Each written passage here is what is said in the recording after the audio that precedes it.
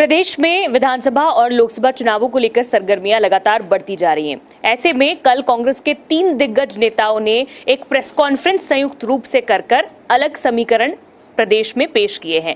इस पूरे मसले पर और अन्य राजनीतिक विषयों पर बातचीत करने के लिए हमारे साथ हरियाणा सरकार में शिक्षा मंत्री कंवरपाल गुर्जर मौजूद हैं।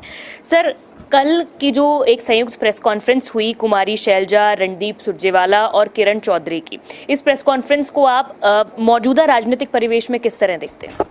हाँ, देखिए, ये कांग्रेस 2 है। ये एक कांग्रेस 1 है, एक कांग्रेस 2 है। अब पूरे देश में तो ये कहते घूम रहे कि भाई संयुक्त मोर्चा बनेगा, वो बीजेपी के खिलाफ लड़ाई लड़ेगा, एनडीए के खिलाफ लड़ाई लड़ेगा। तो अभी तो ने पार्टी के ही मोर्चे इकट्ठे रहे, 3 जो घटक थे इनके अलग अलग, वो इकट्ठे गए एक के खिलाफ दूसरे के। तो अभी तो मेरा ख्याल है नए इसी में लगे हैं, अभी तो इसको इकट्ठे करने में लगे हैं। अभी अपने अपने मोर्चे इकट्ठे कर रहे हैं। अभी तो पार्टी के ही मोर्चे नहीं इकट्ठे रहे तो दूसरे मोर्चे कहाँ से इकट्ठे होंगे? तो मुझे लगता नहीं कि कोई विषय है इनका। सर, बीजेपी की अगर बात करें तो बीजेपी को इससे कितना फायदा या नुकसान है, आप देखते हैं अपने राजनीतिक अनुभव के अनुसार? नहीं, देखिए, मैं फायदे नुकसान की बात नहीं करता है। तो इनके अपने विचार हैं, अलग अलग विचार हैं, ये सहमत नहीं है एक दूसरे से। अब राजनीति का एक विचार होता है, ये उस विचार से भी सहमत नहीं है, व्यक्ति से भी सहमत नहीं है। तो फिर भी एक वोटों का समीकरण तो है ही है जो इधर उधर होता है। देखिए, मैं समझता हूँ कि जिन लोगों में अपने में एकता नहीं होती ना जी, तो लोग भी उनके ऊपर विश्वास नहीं करते। लोगों को पता है कि यही सारा कुछ चलना, क्योंकि पहले लोगों ने भुगत रखा। हमारे यहाँ पहले जिस प्रकार से जो हमारी सांसद थी, मंत्री भी थी, कुमारी शैलजा जी, तो बहुत से काम ऐसे थे जो उन्होंने घोषणा भी की, लेकिन उनमें से कोई काम नहीं आया। मेरे ख्याल से अगर 10 साल का कार्यकाल देखें तो पूरी लोकसभा में कोई मुश्किल ही है कोई 1-2 काम अगर ये बता सकें कि कोई काम हमने किया। अब बताने के लिए क्या है कि थर्मल प्लांट लगाया। अब थर्मल प्लांट से लोकल लोगों को तो नहीं फायदा, हरियाणा के लोगों को तो फायदा है, लेकिन लोकल की जो बात है वो तो नहीं है, थर्मल प्लांट से संबंधित नहीं है। तो लोकल लोगों के लिए क्या काम करा क्या नहीं करा वो बताने के लिए इनके पास कुछ नहीं है। अगर मान लो जैसे सड़क बननी थी, कई बार इस सड़क का इन्होंने कहा कि भाई सड़क बन रही है, उसके लोग होर्डिंग लगा दिए, सब कुछ लगा दिए, लेकिन वो काम होया नहीं। और भी जो दूसरे काम थे वो सारे के सारों में करने की बजाय बाधाएं डालने का प्रयास किया। तो उस व्यवहार को आज भी जो वोटर है वो महसूस करता है कि भाई अगर ये इनके उसमें हो, शासन व्यवस्था इनके हाथ में होगी, तो निश्चित तौर से ये पहले ही जैसा व्यवहार करेंगे, उसी तरीके से लोगों को परेशानियों का सामना करने पड़ेगा, उसी प्रकार से पक्षपात करेंगे, उसी प्रकार से लड़ाई लड़ेंगे। तो लोगों का जो विश्वास है तो वो ऐसे लोगों पर नहीं टिकता।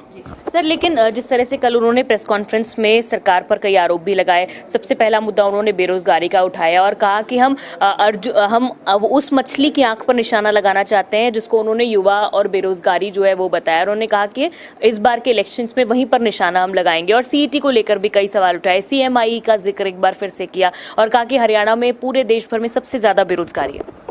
देखिए, अब ये बेरोजगारी का जो आंकड़ा देने वाला व्यक्ति है, तो इन्हीं का ही व्यक्ति है, उसने इनका घोषणा पत्र बनाया और वही ये सारे आंकड़े देता है और उसी आंकड़ों का बार बार जिक्र करते हैं। लेकिन इनके पास कोई ऑथेंटिक इस प्रकार की जानकारी, हमारे पास सबसे ऑथेंटिक जानकारी, क्योंकि हमने परिवार पहचान पत्र बनाया, हर आदमी से पूछा उसके बारे में, और हमने हरियाणा की 100% आबादी का लगभग हमने उसका कर लिया। तो हमने उसके सारे आंकड़े हमारे पास हैं और वो 6 पॉइंट कुछ है और लगभग पूरे देश में उसी प्रकार की है बेरोजगारी। और जो सा ये करना चाह रहे ना जो बता रहे, तो इनके हाथ में तो बड़े लंबे टाइम तक शासन व्यवस्था रही, तो बेरोजगारी तब क्यों दूर करी? बेरोजगारी इनके टाइम में तो बढ़ी ना जी। और अब भी इनके हाथ में कई जगह, कई स्टेट की शासन व्यवस्था इनके हाथ में है, तो वहां दिखा दो ना क्या काम कर दिया इन्होंने, वहां तो कुछ नहीं किया काम। तो इनके पास कोई इस प्रकार का लॉजिक नहीं, जबकि वर्तमान सरकार ने बिना किसी भेदभाव के और योग्यता के आधार पर नौकरियां दी और इनसे ज्यादा नौकरियां, जितनी इन्हें नौकरियां दी उससे लगभग 30% ज्यादा नौकरियां हमने अब तक दे दी।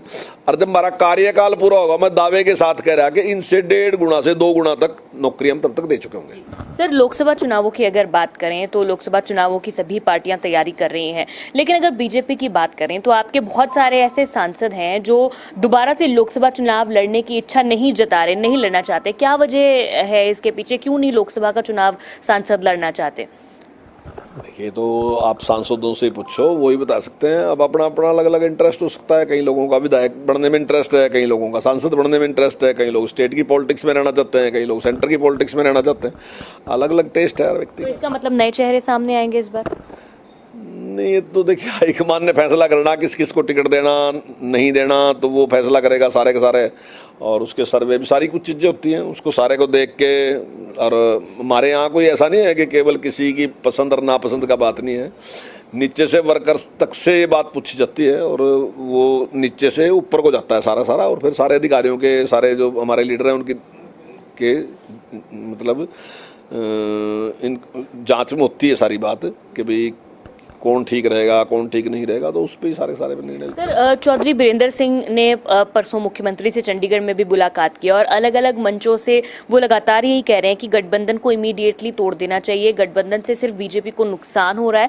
और वो ये भी लगातार कह रहे हैं कि जेजेपी और दुष्यंत चौटाला का आगामी इलेक्शंस में कोई फ्यूचर नहीं है, कोई वोट बैंक नहीं है। आप क्या समझते हैं? देखिए, व्यक्तिगत बात है उनकी, उनका अपना व्यक्तिगत अनुभव है, उसको इन्होंने कहा है, लेकिन इसका निर्णय लेने का अधिकार हाईकमान के पास है और हाईकमान को सारी चीज़ की जानकारी है, हमारे प्रदेश की भी जानकारी है, पूरे देश की जानकारी है। और निश्चित तौर से पार्टी के हित में जो भी होगा वो निर्णय लेंगे, जो भी निर्णय लेंगे। तो आप ऐसा मानते हैं कि जेजेपी के साथ गठबंधन में रहने में ही फायदा है? नहीं, मैंने कहा कि देखिए इसका फैसला हाईकमान करेगा, जो भी हाईकमान फैसला करेगा हम मानेंगे उसको। वहीं सर, अगर शिक्षा विभाग से जुड़े हुए कुछ मुद्दों की बात करें, चूंकि आप शिक्षा मंत्री भी हैं सर, ट्रांसफर ड्राइव को लेकर फिलहाल क्या अपडेट है? आपने कहा था, पिछले माह कहा था कि अगले महीने इसकी तैयारियां चल रही हैं और जल्दी ट्रांसफर ड्राइव करवाया जाएगा। टीचर्स का जो रेशनलाइजेशन और तमाम प्रक्रिया है, कब तक हो जाएगी ये प्रक्रिया, कहाँ तक पहुंची है?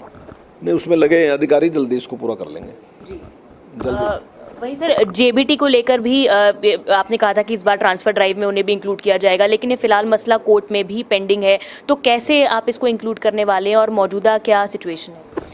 देखिए, अभी एक बैठक हमने अधिकारियों की ली थी और उसमें ये बात कही भी थी कि अगर इसमें ज़्यादा लेट होते हैं तो पहले हम जेबीटी का भी कर सकते हैं, लेकिन वो ये चाह रहे कि पहले टीजीटी वगैरह का हम सारा पीजीटी का कर लें, उसके बाद जेबीटी का कर लेंगे।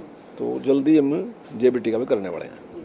सर, विधानसभा की जो शिक्षा विभाग से जुड़ी हुई कमेटी है, उसने अभी एक डाटा जो है शिक्षा विभाग से मांगा था, MIS पोर्टल पे वो डाटा अपलोड भी हुआ है। 25,000 के लगभग जो शिक्षकों के पद हैं वो हरियाणा में खाली है। मुख्यमंत्री कह रहे हैं, जैसे आपने भी अभी शुरुआत में कहा, कांग्रेस के जो आरोप थे उनके जवाब में, कि हम भर्तियां कर रहे हैं। शिक्षकों की भर्तियां कब तक होंगी? देखिए, मुझे उम्मीद है कि अगले महीने में जो टीजीटी की भर्ती है, जो 6,400 कुछ है, वो हमारी कंप्लीट हो जाएगी। टेस्ट उसके हो गए, सारा कुछ हो लिया और वो उसमें इंटरव्यू की तो व्यवस्था भी जरूरत भी नहीं है। तो मुझे लगता है कि अगले महीने में सारा कुछ हम कंप्लीट कर लेंगे। उससे अगले महीने में मुझे लगता है पीजीटी भी हम कंप्लीट कर लेंगे और अगले महीने में जो हमारे HKRN से भी रखे जाएंगे वो भी हम रख लेंगे।